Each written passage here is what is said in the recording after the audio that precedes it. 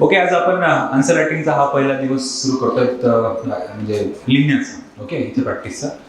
आणि हा दर सोमवारचा प्रोग्राम आहे. दर सोमवारी आपण ह्याच वेळेला असंच फॉर्मॅटमध्ये भेटायचं. म्हणून तुमचे पहिले 5 मिनिट घेतो, जेणेकरून नेक्स्ट सोमवारपासून तुम्ही आलं की तुमचं काम सुरू करू शकता. ह्यामध्ये ह्या प्रोग्राममध्ये आपण आन्सर्स, त्याची रायटिंग प्रॅक्टिस, जे डिस्कशन्स, हे सगळं काही कंडक्ट करतोय. आणि दिलेल्या ठराविक टॉपिक्सवर जे प्रत्येक वीकच्या शेवटी डिक्लेअर केलं जाईल की पुढच्या वीकला काय, ह्याच्यावर आपण 5 क्वेश्चन्स घेणार आहोत. ओके, 5 क्वेश्चन्स, काही 20 मार्काचे, काही 10 मार्काचे. आणि ह्या 5 क्वेश्चन्सपैकी कुठलेही 3 तुम्हाला लिहिणं इथे कंपल्सरी आहे इथे. Okay, as a practice. आणि ह्या 3 क्वेश्चन्स लिहायला तुम्हाला मी पहिला पाऊण तास देत जाईल. ठीक आहे, तर 3 ते 3:45 हा तुमचा वेळ असेल. Okay, you have to write the 3 questions जे तुम्हाला 5 पैकी चॉईस करता येतील. आणि त्यातला एक 20 मार्काचा मस्ट असेल. ओके, एक 20 मार्काचा मस्ट आहे. 10 वाले 3 उचलतात नंतर, तर एक 20 मार्काचा मस्ट आहे, बाकी तुमची choice. Okay, you may add as you wish. मग पाऊण तास संपला की पुढचा जो 1.25 तास उरतो, त्या 1.25 तासामध्ये आपण सगळ्या 5 क्वेश्चन्सचं एक्सप्लेनेशन द्यायचं, इन्क्लुडिंग इट्स स्ट्रक्चर, की काय स्ट्रक्चर असेल. And वरून you are suggested, you are asked to, you are requested to read all these model answers जे तुम्ही आधीच वाचून आले असाल नक्कीच बऱ्यापैकी, है ना. तर तुम्ही ते आधी वाचा किंवा नंतर वाचा, युअर चॉईस. पहिले काही दिवस 1-2 सोमवार तुम्ही आधी अभ्यास करून आले तरी चालेल त्या प्रश्नांचा. तुमच्या डोकं लावलेलं स्ट्रक्चर तुम्ही तयार केलेलं, and then you write here, असं पण चालेल. It's all completely about learning the answer writing skills. तर नेक्स्ट सोमवारी डायरेक्टली तुम्ही आले की ही फाईल उघडी असेल किंवा ते ग्रुपवर ऑलरेडी पडलेले असेल, तुम्ही 3 ते 3:45 तुमच्या आन्सर रायटिंगचं काम सुरू करायचं. आणि मी 3:45 बरोबर एक्सप्लेनेशनचं काम सुरू करायचं. Okay everyone, so best of luck and start writing. मी तुमच्यामध्येच असेल आणि 3:45 वाजता इथंच असेल मी. तर 3:45 वाजता मी तुम्हाला एक्झॅक्टली एक्सप्लेनेशनसाठी स्टेजमध्ये घेऊन जाईल. Okay, so start writing. Best of luck everyone.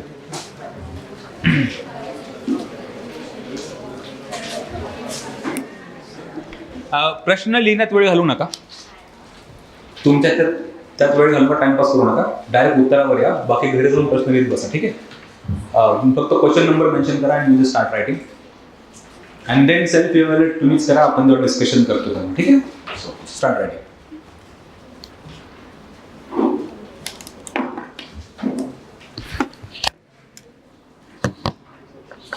He file ग्रुपवर आहे, सो जरी पेजवर सरकायची गरज पडली तर you can refer the group also. Okay, एक छोटंसं करेक्शन पहिल्या प्रश्नाचं आहे की अभ्यास करा, ह्याच्याऐवजी you may mention the word परीक्षण करा.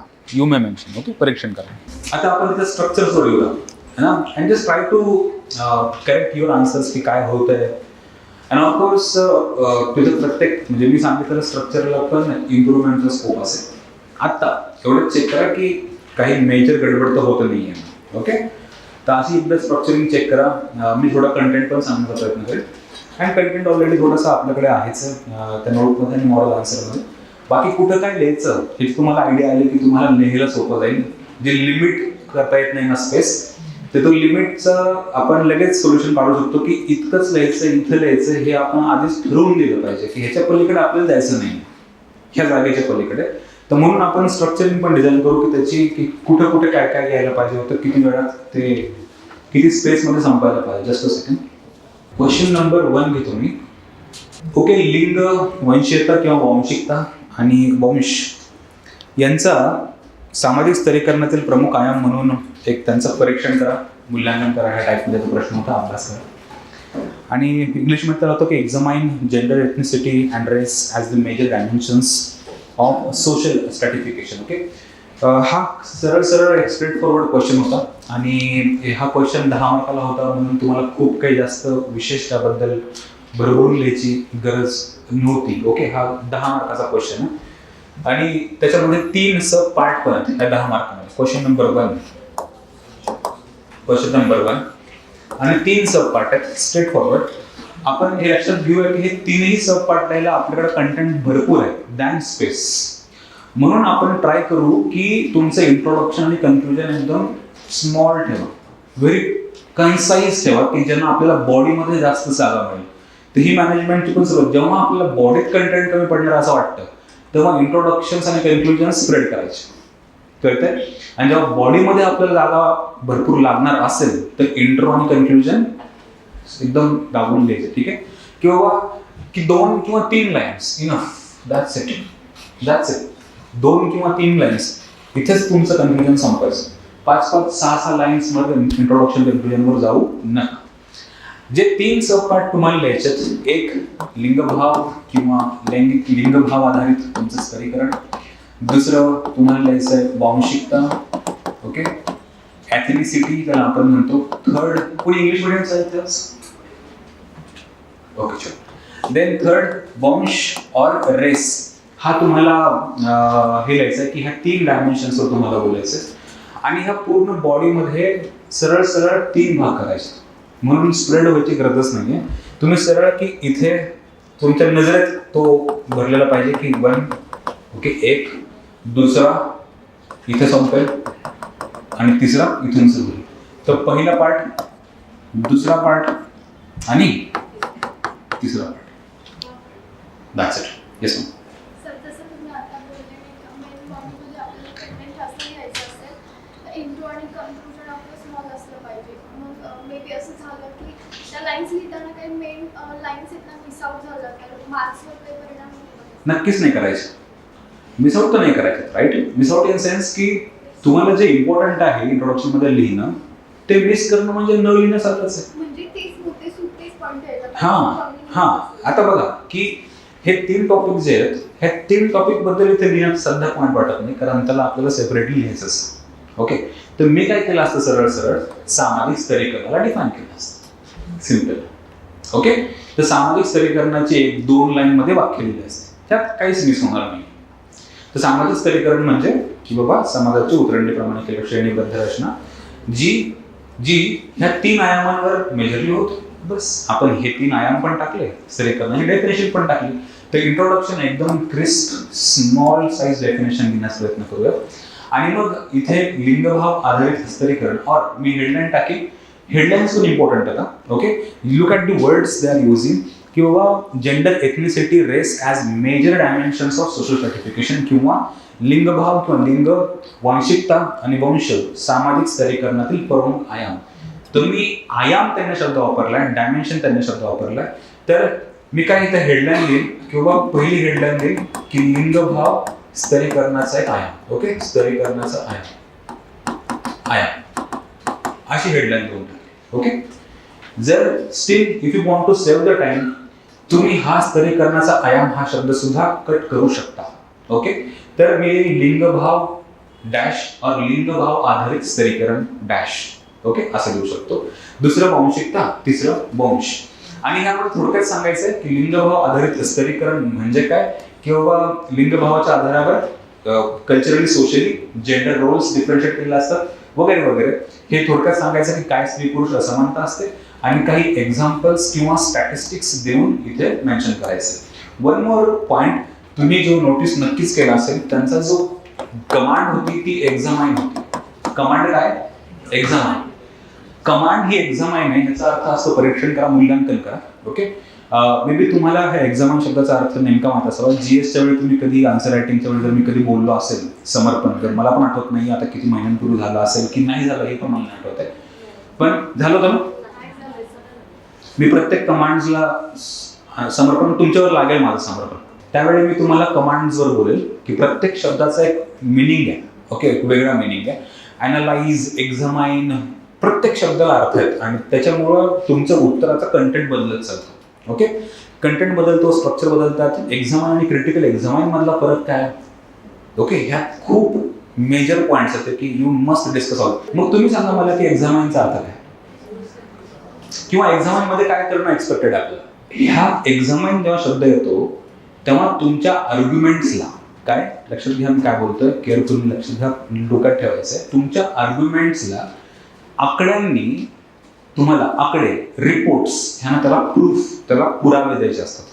एक्झामाइनचा अर्थ असतो की स्टॅटिस्टिक्स मेन्शन करणं आवश्यक असतं, काही रिपोर्ट्स मेन्शन करणं आवश्यक असतं, काही आकडे मेन्शन करणं असतं, ऑब्जेक्टिव्ह फॅक्ट्सना त्याला जस्टिफाय करायचं असतं. ओके, सो एक्झामाइनचा अर्थ असतो जे काही तुमची आर्ग्युमेंट असेल त्या आर्ग्युमेंटला justify with objective facts. Justify with objective facts.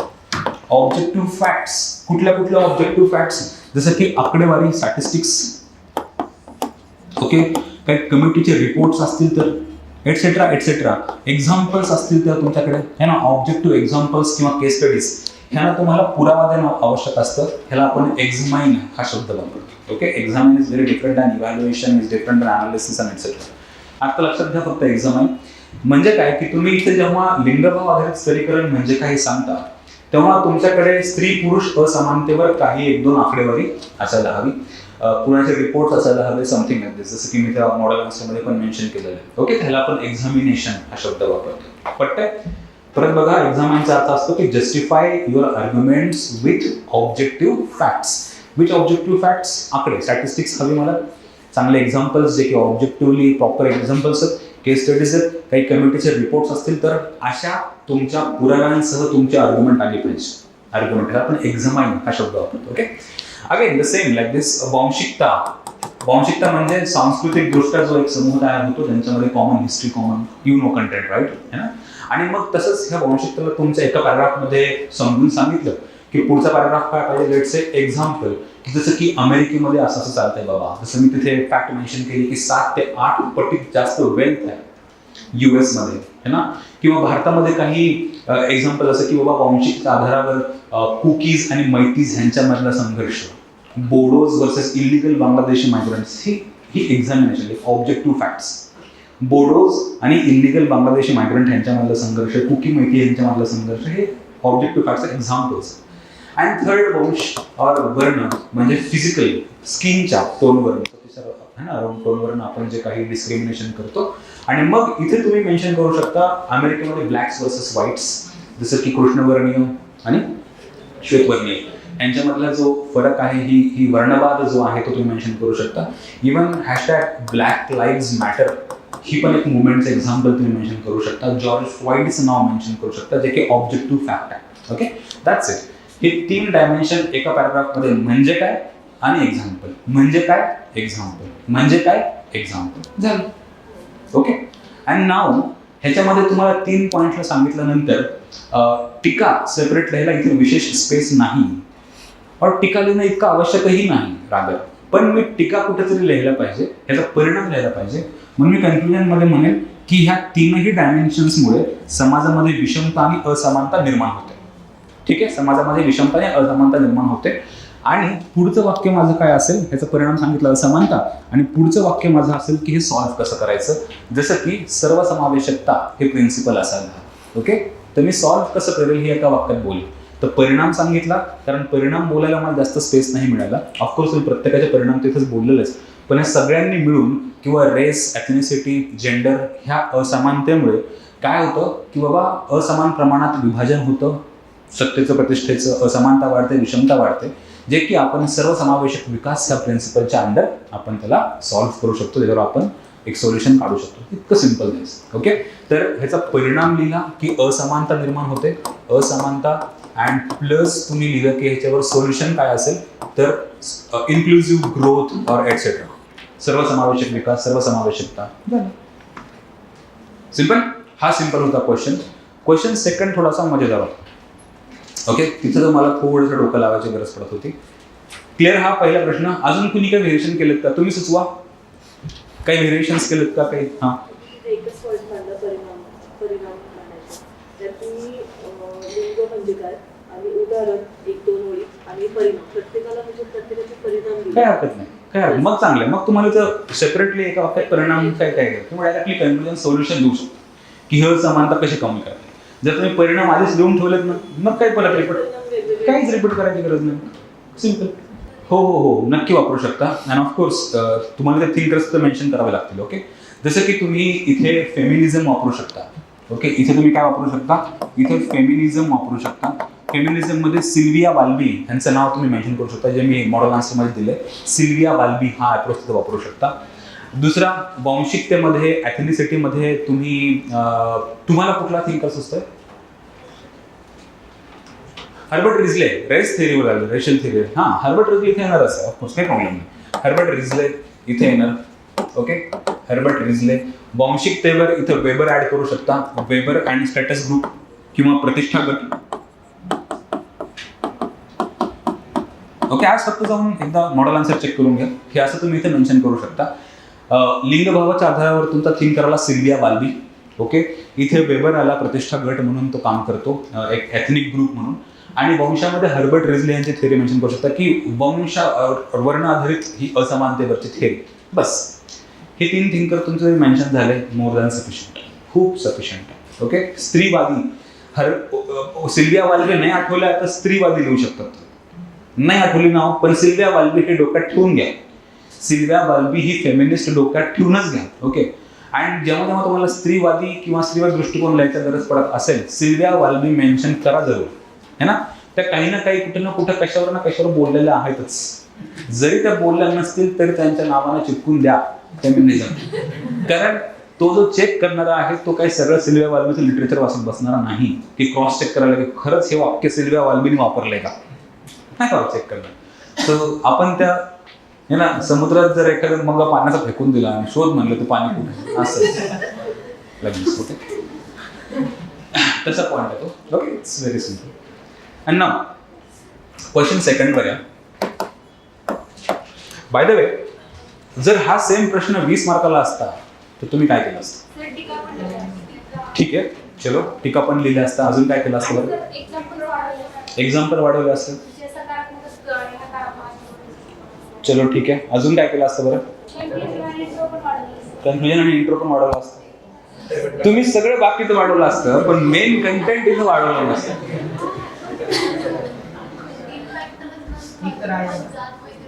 हां, की अजूनही स्तरीकरणाचा पॉईंट आहे. इव्हन तुम्ही जर ह्या लिंगभाव आधारित ह्याच्यावर जर बघाल आणि मी मॉडेल आन्सरमध्ये पण तुम्हाला 20 मार्काच्या हिशोबानं पण कंटेंट वाढवून दिला, त्याच्यामध्ये तुम्ही फंक्शनलिस्ट पर्स्पेक्टिव्ह पण वापरू शकता, फेमिनिझम वापरू शकता, मार्क्सिस्ट पर्स्पेक्टिव्ह वापरू शकता. So spread all of them.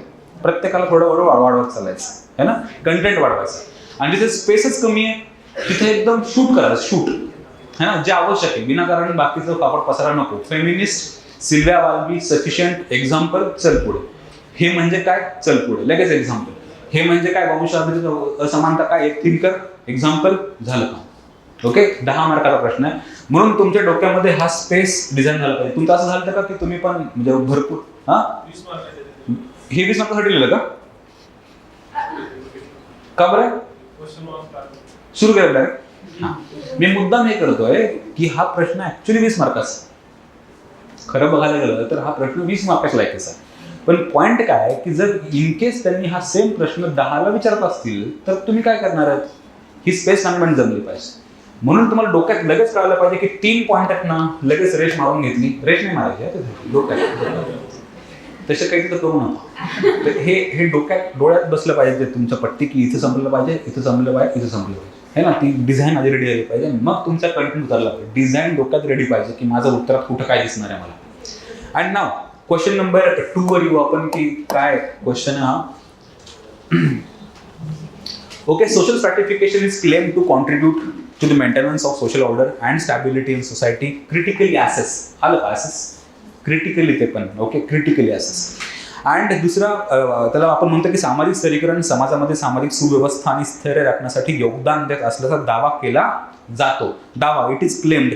और गंभीरपणे किंवा समीक्षात्मक मूल्यांकन करा. ओके, गंभीरपणे का त्याला आणखी शब्द आपण वापरतो फॉर्मली, समीक्षात्मक मूल्यांकन करा. तर कुणी ट्राय केलं ऑफकोर्स हा प्रश्न? येस ना. कसं केलं? स्ट्रक्चर, फक्त स्ट्रक्चर. इंट्रोमध्ये ती जटिल घटना हे मेन्शन केलं आणि सांस्कृतिक विभाजन हे श्रेणीबद्ध पद्धतीने मांडले हे मेन्शन केलं.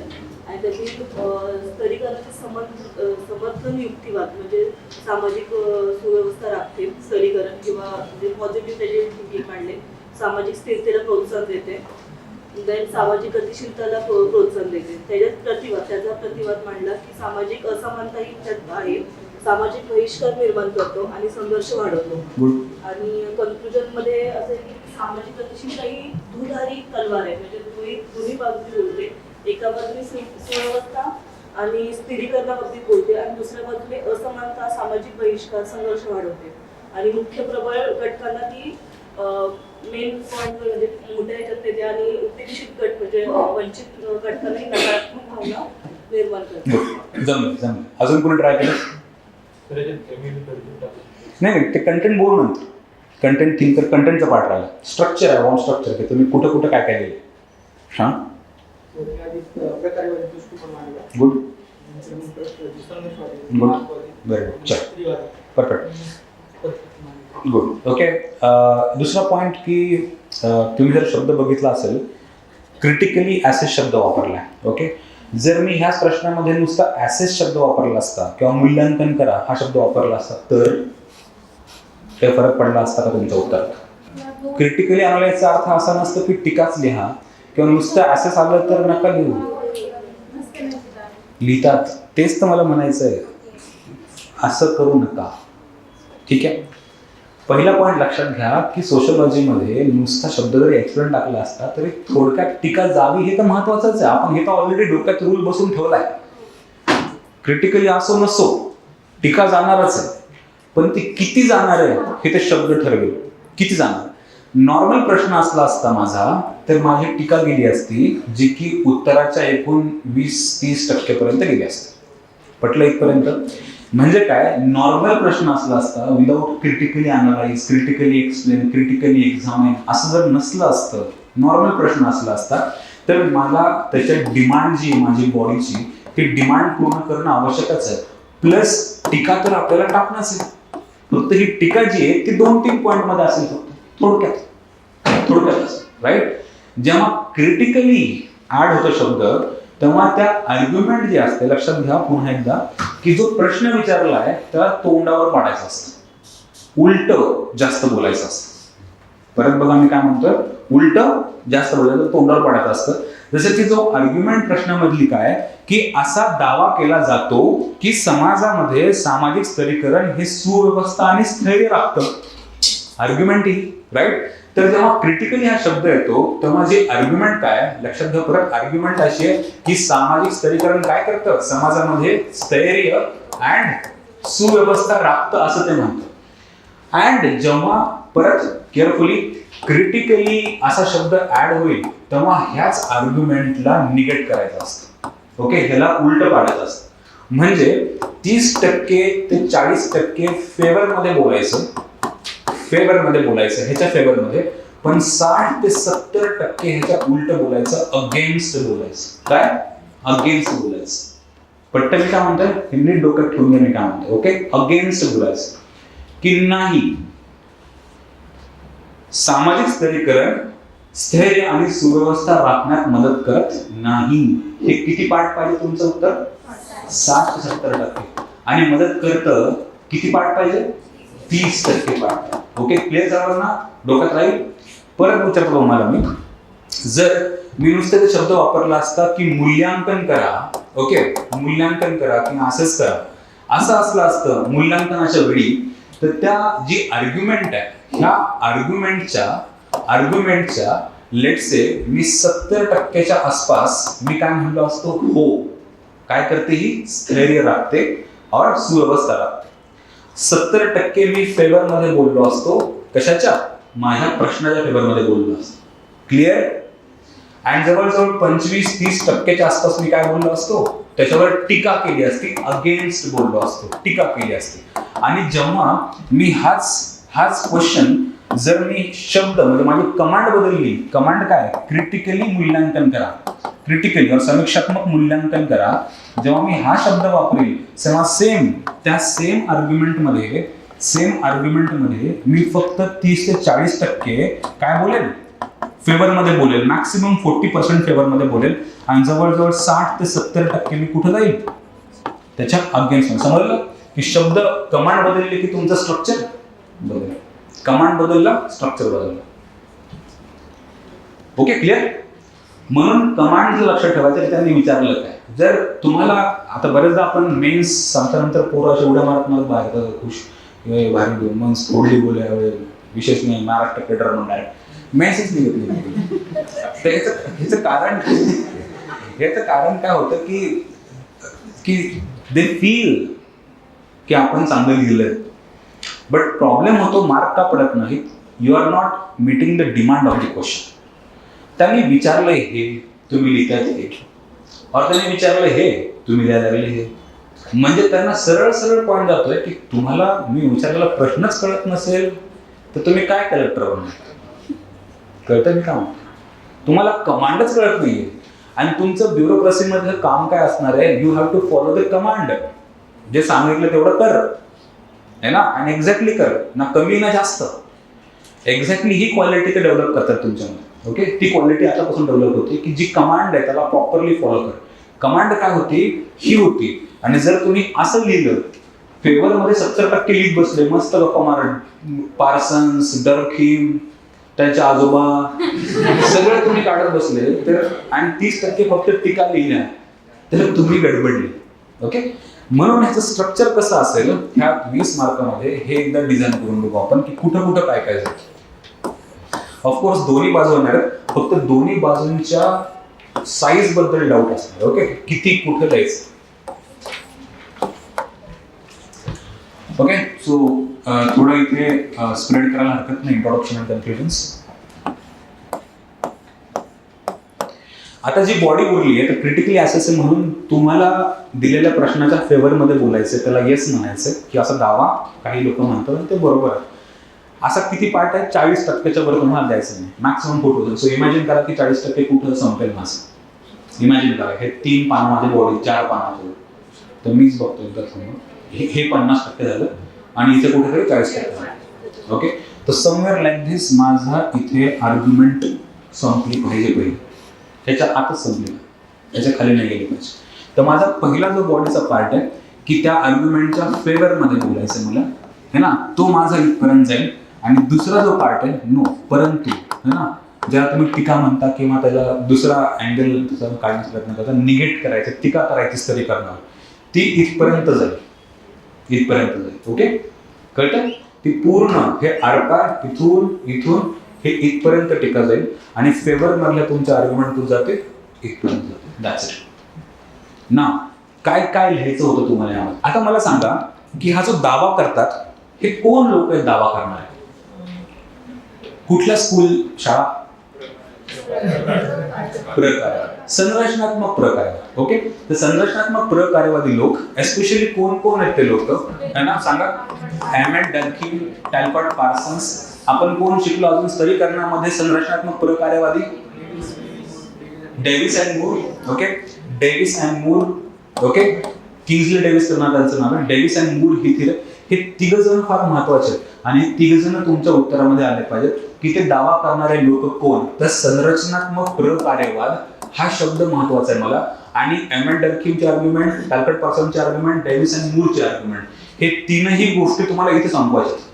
ओके, तर तुम्ही लिहाल की हा संरचनात्मक प्रकार्यवादी दृष्टिकोनातून असा दावा केला जातो की स्तरीकरण समाजामध्ये स्थैर्य आणि सुव्यवस्था राखण्यास मदत करते.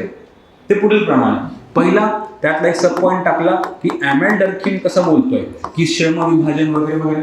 ओके, दुसरा की टॅलकॉट पार्सन काय म्हणतोय किंवा जे काही तुला आर्ग्युमेंट होतं आपण की ज्या समाजामधल्या, है ना, समाजाच्या कल्याणासाठी हे आपण सत्ताधीश वगैरे बनवतो, है ना, त्यांच्याकडे skills.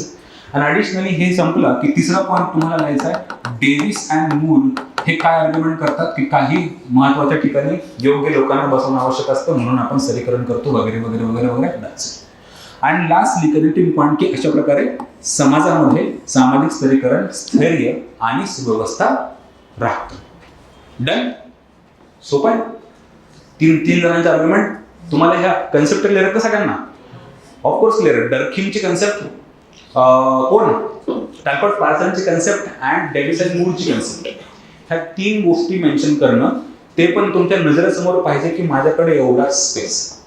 And now it is time. परंतु की समाजामध्ये असा देखील, असं पण म्हणू आपण, समाजशास्त्रामध्ये असा देखील दावा केला जातो की सामाजिक स्तरीकरण, स्थैर्य आणि सुव्यवस्था न राखता रादर समाजामध्ये सामाजिक संघर्षाचं एक माध्यम बनतं आणि सामाजिक विघटनाचं माध्यम बनतं. कनेक्ट केलं आपण त्याला, राईट. तर परंतु समाजशास्त्रामध्ये असं पण आर्ग्युमेंट केले जाते, क्लेम केला जातो की हे काही खरं नाही. मग ते कोण लोक आहेत? त्या आर्ग्युमेंट सगळ्या दन आर्ग्युमेंट मांडायचे. कोण? एक येईल मार्क्स, दुसरा येईल फेमिनिझम और स्त्रीवादी चळवळी, नंतर मेल्विन ट्यूमिनच्या दन आर्ग्युमेंट सगळ्या. मेल्विन ट्यूमिन ह्या सगळ्यांनाच म्हणजे फंक्शनलिझमला हा हे करतो, क्रिटिक करतो की मेल्विस ट्यूमिनचे आर्ग्युमेंट्स, फेमिनिझमचे आर्ग्युमेंट्स आणि मार्क्सचे आर्ग्युमेंट ह्या जरी तुमच्या आर्ग्युमेंट एक 7-8 बसल्या तर ते इथे लिहित इथपर्यंत पोहोचायचं. ओके, इथपर्यंत. हे 3-4 थिंकर त्यांचे पर्स्पेक्टिव्ह मेल्विन ट्यूमिनचे आपल्याकडे 5-6 आर्ग्युमेंट्स है ना. या सगळ्या आर्ग्युमेंट्स लिहिल्या की अशा प्रकारे समाजामध्ये काय स्तरीकरण, त्याला आपण इथं म्हणू, किंवा अशा प्रकारे समाजामध्ये स्तरीकरण हे सामाजिक असमानता है ना, त्याला काय म्हणू आपण, सामाजिक असमानता निर्माण करतं. हा निगेटिव्ह पॉईंट आपण रेड न घेऊया इथून सुरू केला. आणि सामाजिक असमानता, विषमता वगैरे हे अशा प्रकारे निर्माण करतं. सोपं वाटतंय? समजतंय मी काय म्हणतो, राईट? वरून तुम्ही व्हॅल्यू ॲडिशन म्हणून काय करू शकता, तर तुमचे हे आर्ग्युमेंट कमी पडायला असं वाटायला लागलं तर भारतामधले सुद्धा आर्ग्युमेंट ऍड करा ना. Like for example caste system, right, पुरुष सत्ताक पद्धती, राईट, जे तुमच्या मागच्या 2-3 त्या उत्तरावर, मागच्या उत्तरावर 2-3 आर्ग्युमेंट आणले ते टाकले, हे पण तुम्ही एक्झाम्पल म्हणून ऍड करू शकता. आर्ग्युमेंट की भारतामधील जाती व्यवस्था अशा प्रकारे सामाजिक स्तरीकरण करते, विषमता वगैरे निर्माण होते, अस्पृश्यता निर्माण होते वगैरे वगैरे. So it is about structure, it is about design की तुम्हाला कुठं थांबायचं आणि कुठून काय सुरू करायचं. तुमच्या उत्तरांमध्ये काही करेक्शन्स वाटतात? काही गडबडलं होतं का? कसं केलं तुम्ही? मला असं वाटतं की तुम्ही मेजरली ह्याला जास्त वेळ दिला असेल आणि टीकांना वेळ कमी दिला असेल. हे तुमचा लेसन आहे. That's why it was a question number 2. Yes, हा मी बोलतो त्याच्यावर. पण बॉडीमध्ये तुम्हाला काही अजून, राईट? सो जेव्हा क्रिटिकली शब्द येईल, राईट, तेव्हा लक्षात घ्यायचं की त्या दिलेल्या प्रश्नाला, त्या आर्ग्युमेंटला कशावर पाडायचं, त्याला तोंडावर पाडायचं, उलट पाडायचं, त्याला उलट करायचं. म्हणजे काय की जास्त आर्ग्युमेंट तुमच्या कशावर पाहिजेत, अगेन्स्ट पाहिजेत आणि 30% आर्ग्युमेंट फेवरमध्ये पाहिजे. एक क्वेश्चन आहे, आता क्वेश्चनला पॉझिटिव्ह अँगल आहे म्हणजे सुरुवातीसाठी कोणतं होतं, पण जर पुढे क्रिटिकली लिहिले त्याच्यामुळे आपण ते निगेटिव्ह मध्ये पण लिहितो, असं आहे का? म्हणजे फक्त ते पुढच्या ह्याच्यावर डिपेंड करतं, कमांडवर डिपेंड करतं. त्याला आपण कमांड म्हणतो. म्हणजे एक्झॅक्टली मुद्दा काय याच्यावर, म्हणजे ते शेवटी टीकात्मक परीक्षण करावं वगैरे. तुमच्याकडनं ते काय एक्सपेक्ट करतात, हे तुम्हाला काय माहिती हे ते नाही बोलत. मी जे विचारलंय ते सांग. नीट बघितलं तुम्हाला काय म्हणायचं ना? म्हणजे तुम्हाला स्तरीकरण आणि ह्या क्लेम बद्दल काय वाटतं मनातून ते नाही बोलत. तुम्ही काय काय लिहू शकता, दे डोंट वॉन्ट टू जज दॅट की तुमच्याकडे किती नॉलेज. दे जस्ट वॉन्ट की can you follow the orders, can you follow the command, can you follow that what I am exactly asking. Okay, म्हणजे कमांडवरनं सेम प्रश्नाचं स्ट्रक्चर बदलू शकतं. जसं की मी मागे सांगितलं, सेम प्रश्न आहे, तोच दावा, फक्त मी तिथला क्रिटिकली हा शब्द काढून टाकला, तर माझं कसं उत्तर झालं असतं? उत्तर असं झालं असतं की माझा फेवरमध्ये मी पार्सन्स बिल्सन्स सगळ्यांना खूप वेळ बोलत बसलो असतो इथपर्यंत, बरोबर. अँड जे शेवटचे 30-40% उरले ते निगेटिव्हमध्ये बोलतो. पटलं? बोललं. आणि जर क्रिटिकली असे शब्द विचारला आहे म्हणून माझ्या फेवर ज्या प्रश्न आहे त्याला फेवर फक्त 30% जाईल, अगेन्स्ट किती जाईल? 70% जाईल. हा रूल सगळीकडे लागतो, GS मध्ये पण लागतो. ओके, सो क्रिटिकली नुसतं विचारलं अनालाइज आणि एक प्रश्न विचारला क्रिटिकली अनालाइज, तुमचं उत्तर सारखं येईल का बरं? आलं म्हणजे तुम्ही कमांड फॉलो नाही करत. फरक आहे. क्रिटिकली अनालाइज मध्ये तुम्हाला सरळ सरळ त्या प्रश्नाच्या उलट 70% बोलायचंय, फेवरमध्ये 30% बोलायचं. Okay, this is max choice, त्याच्या पलीकडे नाही. 50-50 व्हायला नाही पाहिजे. 50-50 झालं म्हणजे तुम्ही गडबडले. 50-50 व्हायला नाही पाहिजे. ओके, सो हा लेस दॅन 50चा क्रिटिकलीचा शब्द असा. डन. नाव इंट्रोडक्शन होतं की हा क्लेम आपण लिहूया की एक साधी सरळ तुम्हाला सेफ राहायचं असेल तर straight you can directly start with your definition, सामाजिक स्तरीकरण म्हणजे काय. और मी काय केलं असतं किंवा ह्या प्रश्नाला त्या 2 पर्स्पेक्टिव्ह आधी सांगून टाकले असते की कोण फेवर करतं आणि कोण अगेन्स्ट मध्ये. त्याला कळालं असतं की हा पुढे अगेन्स्ट मध्ये पण बोलणार. फॉर एक्झाम्पल की सामाजिक स्तरीकरण समाजामध्ये स्थैर्य आणि सुव्यवस्था राखतं असा दावा समाजशास्त्रामध्ये संरचनात्मक प्रकाराच्या दृष्टिकोनातून केला जातो, परंतु ह्याशी संघर्षवादी सिद्धांत असहमत आहे. फुल stop. Full stop, that's it. पुढच्या लगेच इंट्रोडक्शन झालं की सुरू. दोन्ही, by the way, introduction of complete question. Introduction is introduction of complete question. आणि कम्प्लीट क्वेश्चन मध्ये दोन्ही साईड आहेत ना, दोन्ही साईडचं इंट्रोडक्शन पाहिजे ते. म्हणजे तुम्ही पूर्ण इंट्रोड्यूस केलं. मी शब्द काय वापरले की सामाजिक स्तरीकरण समाजामध्ये स्थैर्य आणि सुव्यवस्था राखतं असा दावा संरचनात्मक प्रकार्यवादी दृष्टिकोनातून केला जातो, परंतु संघर्षवादी सिद्धांत ह्याशी असहमत आहे. फुल स्टॉप. पटलं का? हाय लेवल गेलं असतं तुम्ही शांत का बसला तरी? हा ऐकतोय म्हणलं. ओके, म्हणून म्हटलं असं काय झालं, जमलं ना? ओके, फुल स्टॉप. और सेफ सामाजिक स्तरीकरण म्हणजे काय? मग पुढचं वाक्य टाकायचं की असा दावा करणारे हे संरचनात्मक प्रकारवादी लोक आहेत. पार्सन्स, डर्किम, डेव्हिस अँड मूर, त्यांना काय म्हणायचंय? बाकी सिल्व्या वाल्बी वगैरे आपले ठरलेलं आहे. सिल्व्या वाल्बी प्रत्येक प्रश्न प्रत्येक वेळी येऊ नका, तेच म्हणून जाईल की तू असं नका लिहू. एखाद्या वेळेस स्त्रीवादी लिहायचं, एखाद्या वेळेस सिल्व्या वाल्बीच नाव काढ, 2-3 फेमिनिस्ट नाव पाठ करून टाका, गुगल करून टाका. फेमिनिस्ट इन है ना समथिंग सोशलॉजी, जस्ट इंडियामधलं फेमिनिस्ट 2-3 पाठ करायचं, चिपकून टाकायचं. त्यांना नाही कळत कोण कुठून लिहितं. पण नाव गेले खूप मोठी गोष्ट झाली. नाव आलं लागलं तुम्ही, राईट? किंवा भारतामधले स्त्रीवादी चळवळ #MeToo वगैरे खूप झालं है ना. तर असं ह्याचं सेकंडचं स्ट्रक्चर असलं असतं. आणि कन्क्लुजन ऑफकोर्स की हां, तर आता आपण नीट लक्षात घ्या की आपला कसा रोख आलाय की आपण त्याला नीट इंट्रोड्यूस केलं, दोन्ही साईड सांगितल्या आणि मग त्याला पूर्ण इलॅबोरेट केलं. आणि इथं आलो आपण, पण जस्ट खूप वेळापासून लाल कलर चालतोय, निगेटिव्हिटी चालते है ना, राईट? म्हणून तुम्हाला ह्या निगेटिव्हिटीला इथे पॉझिटिव्हिटी आणावं लागेल.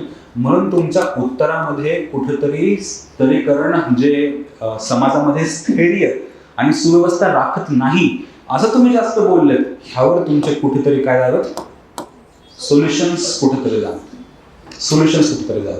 की आपण ही कसं सामाजिक स्तरीकरणाचा हा निगेटिव्ह आयाम कसा कमी करू शकतो. मग ते शिक्षण असेल, सर्वांसाठी समान संधी असतील है ना, आरोग्याच्या संधी असतील, समथिंग लाईक दिस, उत्पन्नामधलं वाढ असेल, वंचित घटकांसाठी केलेले वेगळे आयाम असतील, आरक्षण असेल, असे 2-3 सोल्युशन्स जावं. म्हणजे तुम्ही सर्वसमावेशकता असेल, इन्क्लुझिव्ह ग्रोथ असेल, सबका साथ सबका विकास नावाचं प्रिन्सिपल तुम्ही ते मेन्शन करू शकता, इन्क्लुडिंग पेपर 1. ओके, तुमच्या उत्तरामध्ये पेपर 1 पेपर 2 दिसला नाही पाहिजे. जाती व्यवस्था, पुरुषसत्ताक पद्धती, इंडियामधल्या गोष्टी जर तुम्ही पेपर 1च्या क्वेश्चन मध्ये आणल्या तर they will appreciate that. Okay, they will appreciate.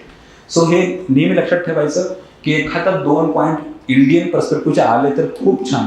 आणि कन्क्लुजनमध्ये पण भारतामध्ये हे सांगू शकतो आपण त्याला की भारतात काय चाललंय हे पण सांगू शकतो कन्क्लुजनमध्ये की बघा, भारत सरकारनं हे एफर्ट्स घेतलं आणि अशा प्रकारे सामाजिक स्तरीकरणामुळे होणारी अस्थिरता आणि असुव्यवस्था जे काय असेल ते आपण दूर करतोय ह्या माध्यमातून. जसं की आरक्षण है ना, आरक्षणाचा मुद्दा घेऊ शकतो आपण, बेटी बचाओ बेटी पढाओ, किंवा मेरिट बेस्ड है ना सिस्टम UPSC एटसेट्रा की जी असमानता कमी करते. बस, पटतंय, राईट? आणखी एक स्टाईल सांगतो कन्क्लुजनची की जेव्हा तुम्हाला अशी मोठी कन्क्लुजन लिहायची वेळ येईल तेव्हा शक्यतो इमॅजिन करू आपण इथं कन्क्लुजन आहे, तर कन्क्लुजनचा फर्स्ट हाफ जो आहे, पहिलं वाक्य, कन्क्लुजनचं पहिलं वाक्य हे शक्यतो असं जावं की काय सोल्युशन आपण है ना, और काय गव्हर्नमेंट करतंय किंवा सोल्युशन काय. सोल्युशन तुम्ही पहिलं पॉईंट मांडू शकता इथे की हे करायला पाहिजे. आणि पुढचं वाक्य वापरायचं की हे भारत सरकार मग ह्याच्यावर काय करते. की भारतानं जर एखादा इनिशिएटिव्ह घेतला असेल तर गव्हर्नमेंट ऑफ इंडियाचा एखादा इनिशिएटिव्ह टाकला, जर मी म्हटलं की बाबा जी सामाजिक अस्थिरता किंवा असमानता निर्माण होतीये त्याच्यावर सोल्युशन काय, सर्वांसाठी शिक्षण वगैरे वगैरे, आणि ह्याच मार्गावर भारत सरकारनं हे एफर्ट्स घेतलेले आहेत. फुल स्टॉप. ओके, हा पहिला स्टाईल. आणखी दुसरा, त्याला फ्युचर अजून त्याला घेऊन येत असेल तर जास्त होतंय का, सांगू पुढचा एक म्हणा. अजून एक की जर इन केस तुम्हाला गव्हर्नमेंट ऑफ इंडियाचं पहिलं वाक्य वापरायची गरज पडली की सरकार हे ह्याच्यावर करतंय आणि अजून हे करण्याची गरज, कळतंय? पहिलं वाक्य काय की गव्हर्नमेंट ऑफ इंडिया ह्याच्यावर हे करतंय आणि अजून काय, आणखी काय उपाययोजना राबवता येतील हे तुम्ही सुचवा. सुचवा. पहिली शाळा असेल काय, सोल्युशन सांगितलं आणि गव्हर्नमेंट काय करतं सांगितलं. दुसरा, गव्हर्नमेंट ऑफ इंडिया काय करतं सांगितलं आणि अजून फ्युचरिस्टिक सोल्युशन सांगून दिलं. तुम्ही ठरवा तुम्हाला काय वाटतं, त्यावेळेस कम्फर्टेबल. ओके, तर ही पण एक कन्क्लुजनची स्टाईल. थर्ड,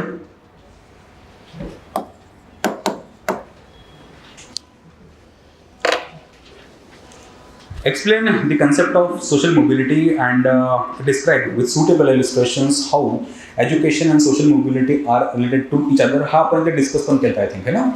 ओके, केला पण होता. थोडक्यात तुम्हाला आयडिया पण मिळून जाईल की हे लिहायचं कसं.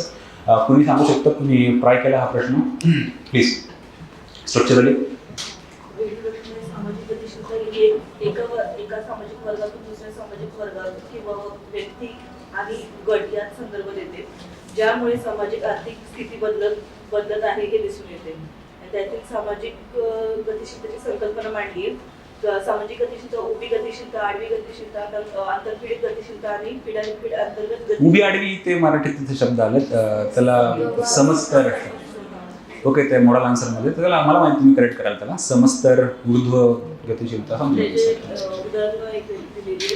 नंतर पासष्टच्या मध्ये आणि कार्ल मार्क्सच्या मध्ये गतिशीलता काय, गुणवत्तेवर आधारित किंवा मार्क्स म्हणतो की भांडवलशाही समाज कंटेंट होता पण जस्ट स्ट्रक्चर की हाऊ शिक्षण हे सामाजिक गतिशीलतेला संबंधित आहे. म्हणजेच शिक्षण कौशल्य प्रवेश, कौशल्य विकास आणि सामाजिक. ठीक आहे. आणि आव्हाने आणि मर्यादामध्ये शिक्षणात प्रवेशामध्ये असमानता आहे. ठीक आहे. आणि सामाजिक आर्थिक परिणाम आहे. ठीक आहे. ओके, जमतंय है ना. आपण त्यावेळी डिस्कस पण केलंच. एकदा थोडक्यात त्याला पण सांगतो. ह्यात क्रिटिकली वगैरे शब्द नाहीत म्हणून तुम्हाला काही जास्त अडचण येणार ह्याच्यामध्ये नाही. अदरवाईज तुम्हाला पुन्हा निगेटिव्ह जास्त गोष्टी बोलावं लागल्या असतात. तर हा पुन्हा 20 मार्काचा क्वेश्चन आहे.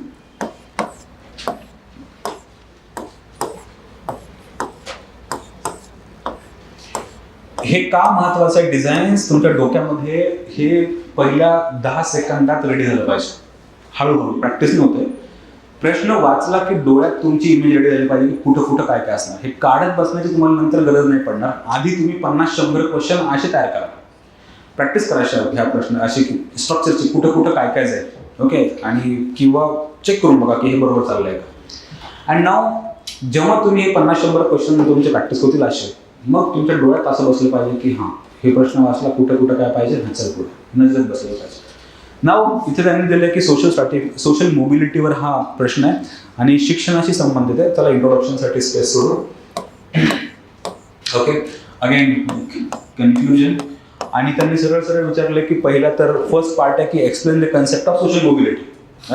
एक्सप्लेन करा. ऑफकोर्स आपण हा पूर्ण जो पार्ट आहे सोशल मोबिलिटी म्हणजे काय ह्याला मी व्यवस्थित जागा देईल किंवा सोशल मोबिलिटी मे बी हा फर्स्ट पेज मी त्याला डेडिकेट करायला मला काहीही हरकत नाही. First page to the max somewhere like here. इथे कुठेतरी मॅक्सिमम संपवावं. पहिल्या पानात संपलं तरी चालतं. ओके, तर सामाजिक काय ते गतिशीलता. सामाजिक गतिशीलता म्हणजे काय इतरांनी समजून सांगितलं, त्याचे प्रकार समजून सांगितले आणि गरज पडली तुमची स्पेस वाढवण्याची तर ती इथपर्यंत गेली तर फाईन, गरज पडली तर. दुसरा जो पार्ट आहे तो आहे की शिक्षण आणि सामाजिक गतिशीलता ह्यामधला संबंध तुम्हाला समजून सांगायचा. राईट, तर तुम्ही त्याला म्हणू की हिला पहिला हेडलाईन टाकू आपण. ऑफकोर्स तुम्ही त्यावेळेस बघितलं की शिक्षणानं सामाजिक गतिशीलता होते पण काही चॅलेंजेस सुद्धा नक्की आहेत. तर लगेच आता जो पुढचा पार्ट उरला आहे हे डोळ्यासमोर आणायचं आहे. किती पानं उरले आणि किती स्पेसमध्ये मी चॅलेंज लिहिणं अपेक्षित आहे आणि किती स्पेसमध्ये मी त्याला फेवर करणं अपेक्षित आहे, अगेन्स्ट अँड फेवर. तिथे क्रिटिकली नाही म्हणून तुमचा जास्तीत जास्त पार्ट काय पाहिजे की हो शिक्षणामुळे गतिशीलता ही शक्य आहे आणि थोडासा पार्ट पाहिजे की काही आव्हाने जरूर आहे.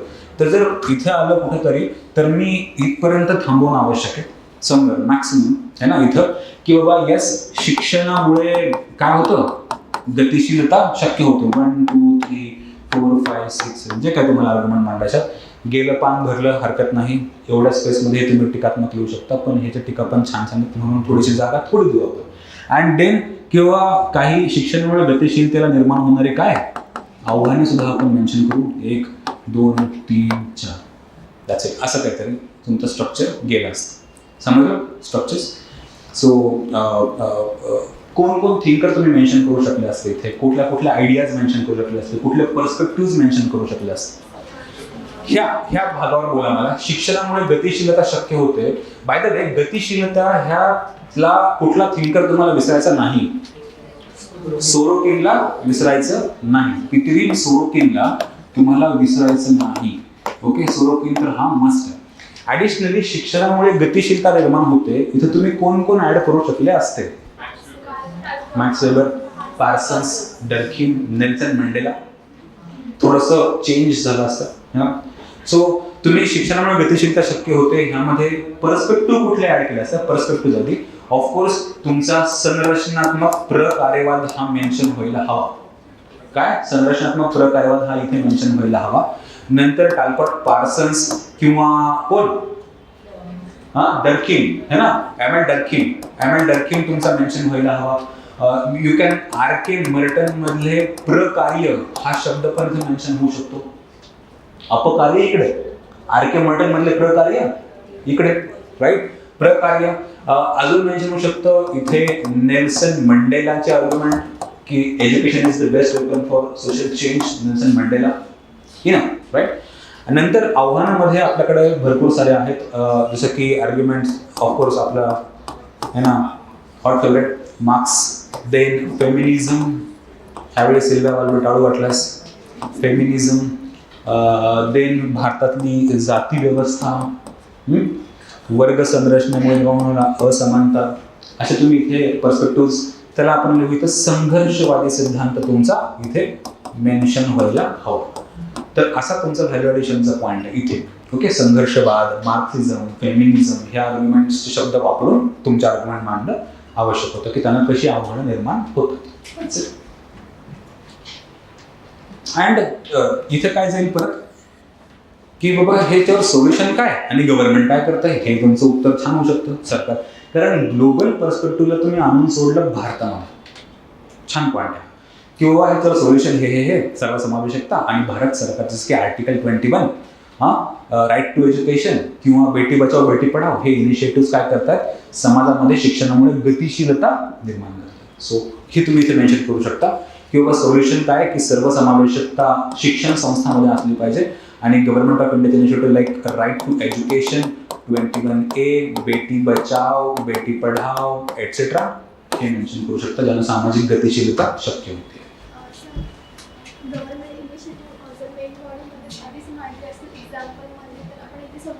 हां, जर तुम्ही आधी मांडले असते तर व्हेरी गुड, काहीच प्रॉब्लेम नाही है ना. तुम्ही किंवा त्यांना कसं होतंय तर मग तुम्ही त्यावेळेस स्टाईल काय करू शकता, जी मागे सांगितली स्टाईल काय होते किंवा ह्यावर भारत सरकार असं करतं किंवा सरकारच्या ऐवजी आता भारतावर येऊ नका प्रत्येक वेळी, तुम्ही म्हणू शकता ग्लोबल लेवलला, कारण प्रश्न हा ग्लोबल आहे. तर आपण मग इथे वाटल्यास लिहूया की SDG हा आहे ह्याच्यासाठी सस्टेनेबल डेव्हलपमेंट गोल आणि अजून जगभरामध्ये काय करण्याची गरज, बस.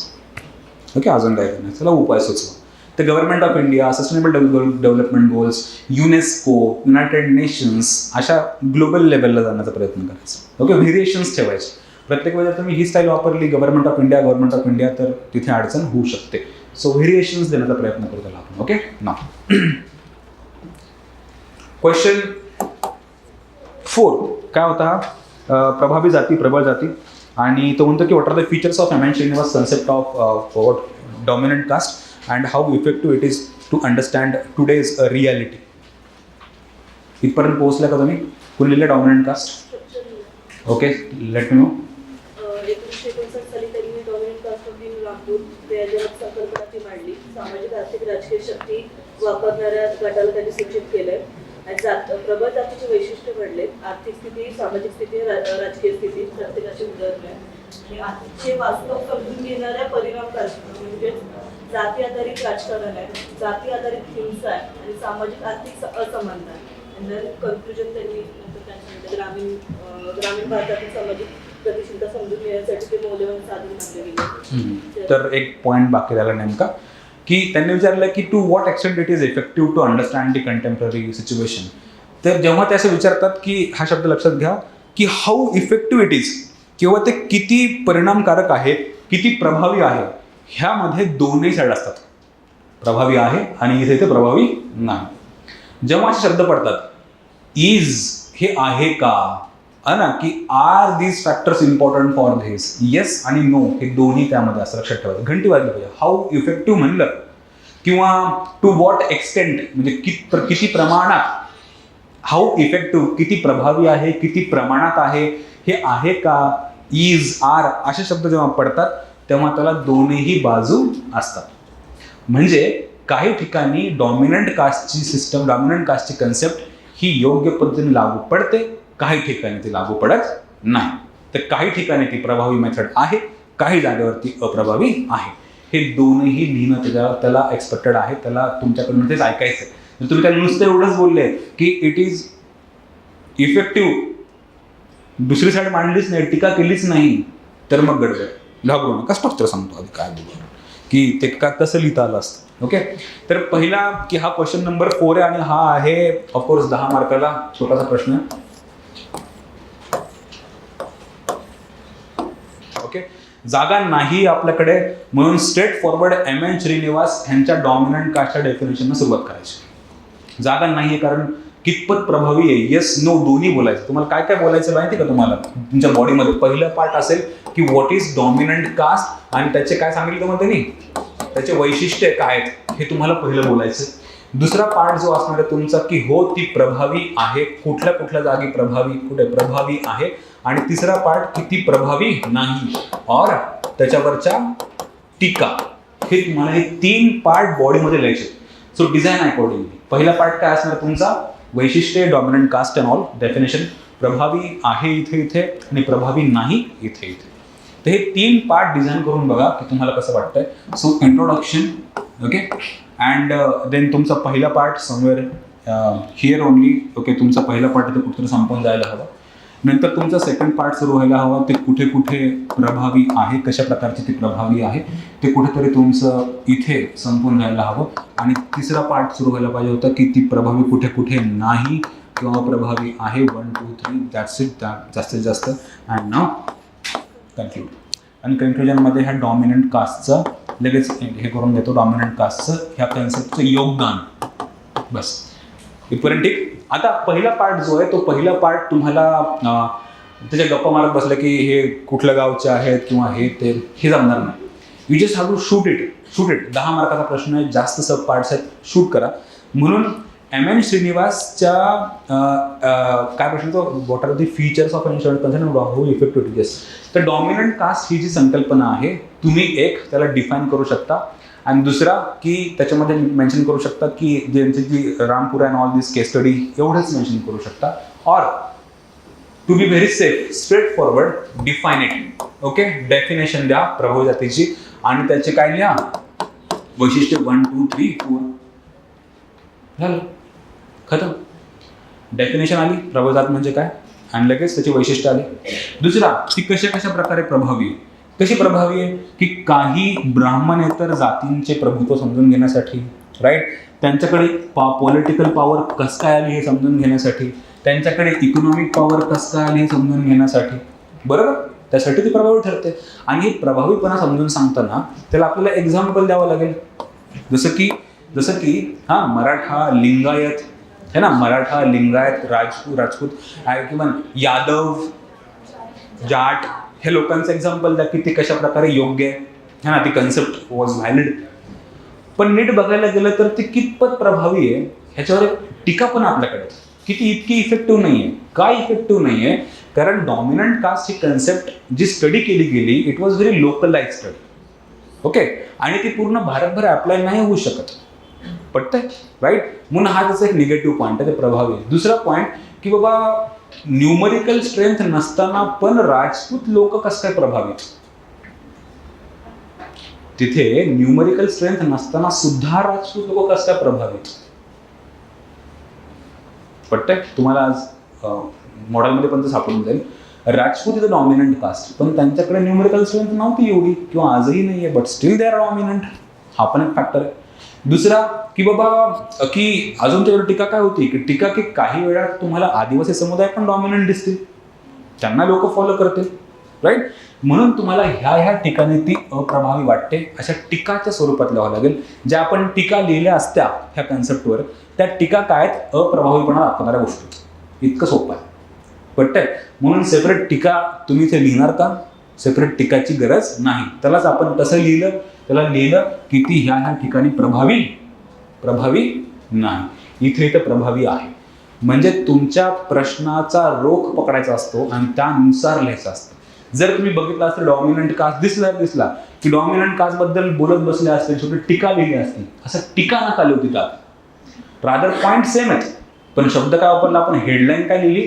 हेडलाईन बदलली की ह्या ठिकाणी तिचे मर्यादा आहेत किंवा इथे ती अप्रभावी ठरते. हेडलाईन्स. तुमची आजची लर्निंग काय असेल? तुमच्या हेडलाईन. तुम्ही काय टायटल देताय दॅट विल है ना की गाईड हिज माइंड, जो चेक करणार आहे की तुम्ही बरोबर लिहित आहात. बघा नीट की जर मी हेडलाईन अशी वापरली की प्रभावी जाती किंवा प्रबळ जाती ही संकल्पना पुढील ठिकाणी अप्रभावी ठरते किंवा ती इनइफेक्टिव्ह ठरते, ही माझी हेडलाईन आहे. दुसरी हेडलाईन की टीका. काय वाटतं फरक? पहिली हेडलाईन प्रश्नानुसार चालली according to the question asked. दुसरी हेडलाईन नॉर्मल वाटते. म्हणून प्रश्न कसा आहे त्याच्यावरून तुमची हेडलाईन ठरणार आणि एक्झॅक्टली ते प्रश्नातले ते शब्द वापरण्याचा प्रयत्न करायचा. प्रश्नात विचारलेले शब्द किती, जसं त्यांनी शब्द काय वापरला की बाबा किती इफेक्टिव्ह आहे, आजचे वास्तव समजून घेण्यासाठी ते किती प्रभावी आहे ना. तर आजचे वास्तव समजून घेण्यासाठीची प्रभाविकता आणि अप्रभाविकता. क्लिअर? Yes ma'am. वैशिष्ट्ये आणि प्रबळ जात कशी प्रभावी आहे याच्यामध्ये काही सिमिलॅरिटी आहे का? नाही, तसं काही नाही आहे. रादर पॉईंट जे तुम्ही मेन्शन एक्झॅक्टली की पॉईंट आपण वैशिष्ट्य काढलेलं की त्यांची न्यूमेरिकल स्ट्रेंथ असते, त्यांच्याकडे राजकीय सत्ता असते, त्यांच्याकडे आर्थिक सत्ता असते, त्यांच्याकडे हे असतं ते असतं. मग ह्याला शब्द आपली भाषा कशी वापरली की ह्या जातींकडे आर्थिक सत्ता कसं काय हे समजून घेण्यासाठी प्रभावी जातीची कन्सेप्ट आपल्याला मदत करते. ह्या जातीकडे आर्थिक सत्ता कसं काय हे समजून घेण्यासाठी आपल्याला ते राईट शब्दातली लँग्वेज बदलली. रादर तुमचा कंटेंट, तुमचा डाऊट बरोबर आहे की हे सारखंच दिसतंय ना मला, पण भाषा कशी आहे? इथं वैशिष्ट्याच्या फॉर्ममध्ये त्यांच्याकडे न्यूमरिकल स्ट्रेंथ असते, वैशिष्ट्य. त्यांच्याकडे आर्थिक काय संसाधनांची यू कॅन से रेलचेल असते. तिसरा की पॉलिटिकल सत्ता असते. हे वैशिष्ट्य झाले. आणि प्रभावी कशी? त्यांच्याकडे ही पॉलिटिकल सत्ता कशी हे समजून घ्यायला कोण कन्सेप्ट हेल्प करते आपल्याला? प्रभावी जात. त्यांच्याकडे आर्थिक सत्ता कशी हे कोण समजून सांगतं आपल्याला? Dominant caste. पटलं की नाही?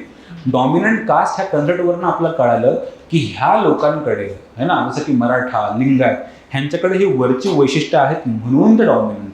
हे समजून सांगण्यासाठी मदत करणारी संकल्पना डॉमिनंट कास्ट. पण ती ह्या ठिकाणी अप्रभावी म्हणते, इथे समजून सांगू शकत नाही.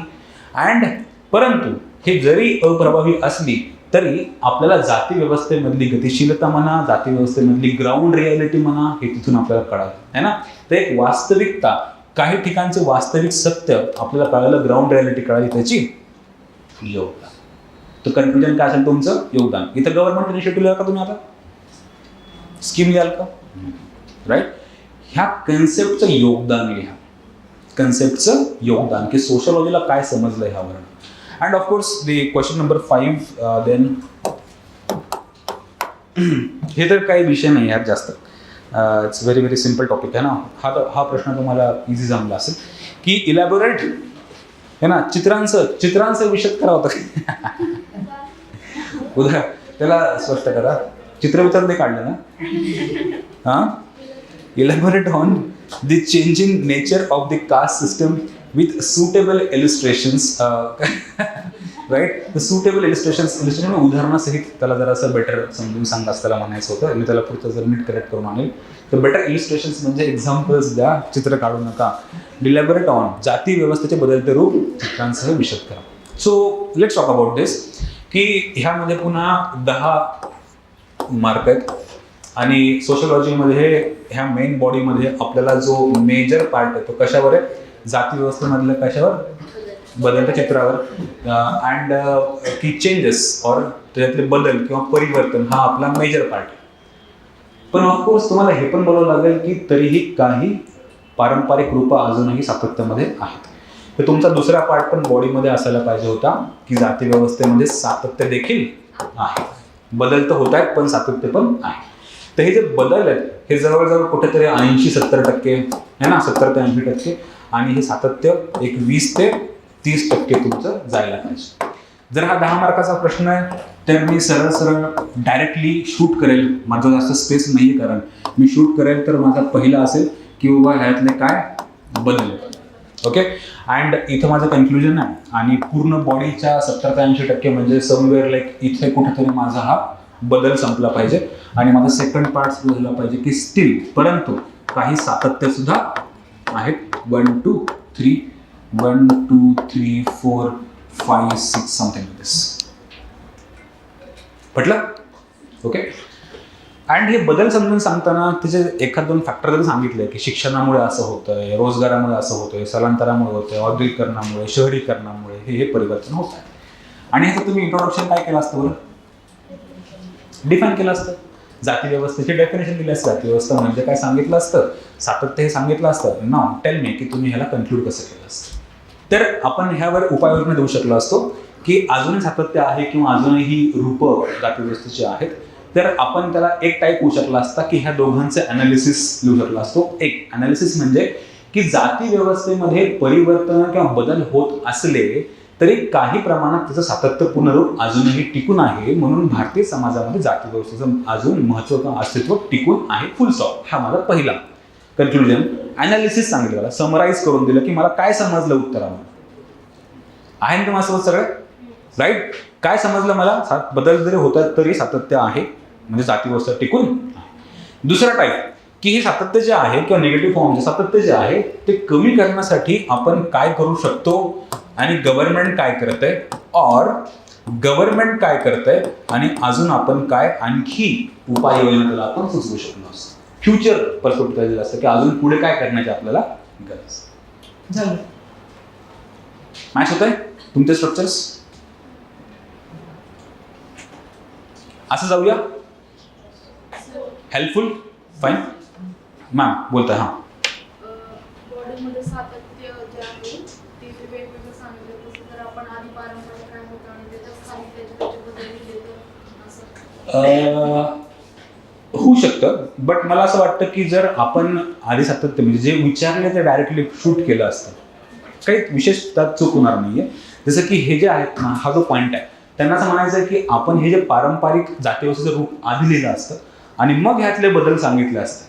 नाही, त्याच पॉईंटमध्ये त्याचे पर्टिक्युलर म्हणजे जसं मार्क्स संघर्षणाचं सिद्धांत ते वगैरे म्हणून त्याच्या खाली त्याचे सोल्युशन हां. असे काही. हां, मग ते कसं झालं असतं की तुम्ही बदल आणि सातत्य ह्यांना 50-50 वेटेज दिले.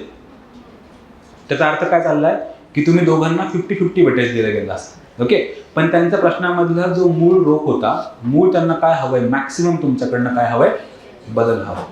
जर त्यांनी असं मेन्शन केलं असतं की सातत्य आणि बदल, त्यांचा तो पण एक ट्रॅडिशनल क्वेश्चन आहे की भारतीय समाजातील पारंपरिक जाती व्यवस्थेबद्दल सातत्य आणि बदल ह्यावर टीक लिहा. सातत्य आणि बदल हे दोन्ही विचारलंय तर दोघांनाही समान न्याय गेला असता, 50-50 गेला असता. ह्यांनी सरळ विचारलंय की बदल, तर तुम्हाला कशावर जास्त बोलणं आवश्यक आहे, बदलांवर. थोडा सेकंड डायमेन्शन म्हणून आपण काय केलं, थोडासा त्याला सातत्य पण सांगितलं. So thank you very much everyone. Again we are going to meet on this answer writing session on next Monday, आणि आपण उद्या पुन्हा आपला टॉपिक कंटिन्यू करतो. आज नोट्स मी पाठवून ठेवतो. ओके, नेक्स्ट मंडेला बी सेगमेंट पेपर 2 मधला 1, 3 आणि 4 काय, बी सेगमेंट मधला 1, बी सेगमेंट मधलं 3, बी सेगमेंट मधलं 4, 1, 3, 4, कारण 2 कास्ट सिस्टम आहे, B/2 कास्ट आहे. ओके, कास्टला मायनस करा, तर बी 1, 2, 1, 3, 4, 1, 3, 4 लक्षात घ्या. B 1, 3, 4 मी नोटीस पण टाकेल तशी. तर नेक्स्ट सोमवारी B 1, 3, 4. Thank you very much.